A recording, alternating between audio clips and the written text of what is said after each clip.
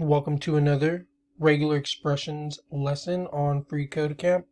This is match all non-numbers. The last challenge showed how to search for digits using the shortcut \d with a lowercase d. You can also search for non-digits using a similar shortcut that uses an uppercase D instead. The shortcut to look for non-digit characters is \D. This is equal to the character class caret 0 through 9, which will return everything but digits, which looks for a single character that is not a number between 0 and 9.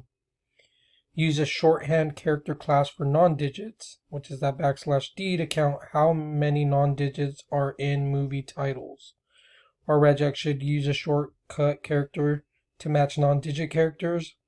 Our regex should use a global flag, should find non-digits in 9, no non-digits in 9, and all these other things, which I'm not going to read. So we're going to change this to \D, and it says use the global flag. So let's give it the global flag. Console log this out. Result gives us 17, which would be all these other characters that are not these 4 characters. So that should be correct. Let's run test. And we passed it.